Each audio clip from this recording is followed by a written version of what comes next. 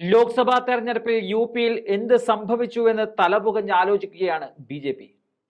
എവിടെയാണ് പാർട്ടിക്ക് കണക്കുകൂട്ടലുകൾ പാളിയത് എന്നതാണ് കേന്ദ്ര സംസ്ഥാന നേതൃത്വം അന്വേഷിക്കുന്നത്. ഇതിനിടെ പരാജയത്തിന്റെ കാരണങ്ങൾ നിരത്തി യു.പി മുഖ്യമന്ത്രി യോഗി ആദിത്യനാഥിന് കത്തെഴുതിയിരിക്കുകയാണ് എൻ.ഡി.എ ഘടകകക്ഷിയായ അപ്നാദൾ നേതാവും കേന്ദ്രമന്ത്രിയുമായ അനുപ്രിയ പട്ടേൽ. ബി.ജെ.പിയുടെ സംവരണ വിരുദ്ധ നയമാണ് തെരഞ്ഞെടുപ്പിൽ തിരിച്ചടിയായത് എന്നതാണ് അനുപ്രിയ ചൂണ്ടിക്കാട്ടിയത്. ഒ.ബി.സി വോട്ടുകൾ ഭീകരമായ തോതിൽ പ്രതിപക്ഷത്തേക്ക് ചേർന്നെന്നാണ് അവർ പറഞ്ഞത്. അപ്നാദളിന് പുറമെ മറ്റ് സഖ്യകക്ഷികളായ നിഷാദ് പാർട്ടിയും ഓം പ്രകാശ് രാജ്ഭറിന്റെ സുഹേൽദേവ് ഭാരതീയ സമാജ് പാർട്ടിയുമെല്ലാം ഇതേ ആശങ്ക പരസ്യമാക്കി രംഗത്തെത്തിക്കഴിഞ്ഞു. എൻ.ഡി.എ അധികാരത്തിലേറിയാൽ സംവരണം ഇല്ലാതാക്കുമെന്ന പ്രചരണം പട്ടികജാതി പട്ടികവർഗ ഒ.ബി.സി വിഭാഗങ്ങൾക്കിടയിൽ ഭീതി സൃഷ്ടിച്ചിരുന്നു. പ്രതിപക്ഷ സഖ്യമായ ഇന്ത്യ മുന്നണിക്ക് വോട്ട് ചെയ്യാൻ അവരെ പ്രേരിപ്പിച്ചതിൽ പ്രധാന ഘടകം അതുതന്നെയാണ് എന്നതാണ് അനുപ്രിയ പട്ടേൽ യോഗിക്ക് എഴുതിയ കത്തിൽ ചൂണ്ടിക്കാട്ടിയത്. കിഴക്കൻ മധ്യ യു.പിയിൽ അപ്നാദളിന്റെ കരുത്തായ കുർമി വിഭാഗമെല്ലാം മറ്റു പാർട്ടികളിലേക്ക് ചേക്കാനാൻ തുടങ്ങിയ കാര്യവും അവർ സൂചിപ്പിക്കുന്നുണ്ട്. മിർസാപൂരിലെ സ്വന്തം തട്ടകത്തിൽ അനുപ്രിയയുടെ വോട്ട് വൻതോതിൽ ചോർന്നിരുന്നു. 2019 ലഭിച്ച 2.9 ലക്ഷം വോട്ടിന്റെ ഭൂരിപക്ഷം ഇത്തവണ 37,810 കുത്തനെ ഇടിയുകയായിരുന്നു. മിർസാപൂറിന് പുറമെ റോബർട്ട്സ്ഗഞ്ചിലായിരുന്നു പാർട്ടി മത്സരിച്ചിരുന്നത്. ഇവിടെ 1,29,000 വോട്ടിനാണ് അപ്നാദൾ സ്ഥാനാർത്ഥി തോറ്റത്.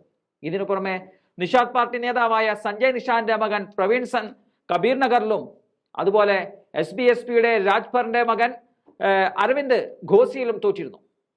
യു.പിയിൽ നിന്നും പാർലമെന്റിലെത്തിയ ഒ.ബി.സി അംഗങ്ങളുടെ കാര്യത്തിലും ഇത്തവണ റെക്കോർഡിട്ടിരുന്നു. 34 ഒ.ബി.സി എംപിമാരാണ് പുതിയ ലോക്സഭയിലുള്ളത്. ഇതിൽ 21 പേരും പ്രതിപക്ഷ പാർട്ടികളിൽ നിന്നാണ്. യാദവന്മാർ കഴിഞ്ഞാൽ ഏറ്റവും വലിയ ഒ.ബി.സി വിഭാഗമായ കുർമികളിൽ നിന്നും 7 പേരാണ് പ്രതിപക്ഷ നിരയിൽ വിജയിച്ചത്. എസ്.പിയുടെ 5 യാദവ എംപിമാർക്ക് പുറമെ 3 പട്ടേലുമാർ, 2 നിഷാദുമാർ, 2 വീതം വർമ്മമാരും കുഷ്വാഹമാരും രാജ്ബർമാരും ലോധിമാരും പ്രതിപക്ഷ നിരയിലുണ്ട്. യാദവേതര ഒ.ബി.സികളെയും യാദവേതര ദളിതുകളെയും കൂട്ടുപിടിച്ചായിരുന്നു 2014 ലോക്സഭാ തെരഞ്ഞെടുപ്പിലും 2017 നിയമസഭാ തെരഞ്ഞെടുപ്പിലും യു.പിയിൽ ബി.ജെ.പി വൻ മുന്നേറ്റമുണ്ടാക്കിയത്. ഇത്തവണ ആ സമവാക്യമെല്ലാം പൊളിയുന്നതാണ് കണ്ടത്. ഈ മാറ്റം സഖ്യകക്ഷികൾ ഉൾപ്പെടെ എല്ലാവരെയും ബാധിച്ചിട്ടുണ്ടെന്ന് ഒരു ബി.ജെ.പി നേതാവ് വെളിപ്പെടുത്തുകയും ചെയ്തിട്ടുണ്ട്. മധ്യകിഴക്കൻ യു.പിയിൽ കരുത്തനായ ഒരു കുർമി നേതാവിനെ ഉയർത്തി കാണിക്കാത്തത് പാർട്ടിക്ക് തിരിച്ചടിയായി. കേന്ദ്ര സംസ്ഥാന സർക്കാരുകളിലെല്ലാം കുർമി നേതാക്കൾക്ക് പദവി നൽകിയിട്ടുണ്ടെന്നാണ് ബി.ജെ.പി നേതാവ് വാദിച്ചത്. നരേന്ദ്രമോദിയുടെ വാരണാസിയിലെ 2 നിയമസഭാ മണ്ഡലങ്ങളിലെ നിർണായക ശക്തിയാണ് കുർമികൾ എന്നതും ശ്രദ്ധേയമാണ്. 2012 അനുപ്രിയ പട്ടേൽ ആദ്യമായി MLA ആയ റുഹാനിയെയും അതുപോലെ സേവാപുരിയുമാണ് ഈ 2 മണ്ഡലങ്ങൾ.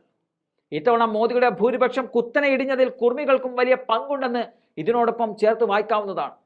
70% ഒ.ബി.സി കുർമി വോട്ടുകൾ SP കോൺഗ്രസ് സഖ്യത്തിലേക്ക് മറിഞ്ഞിട്ടുണ്ടെന്നാണ് ബി.ജെ.പിയുടെ വിലയിരുത്തൽ.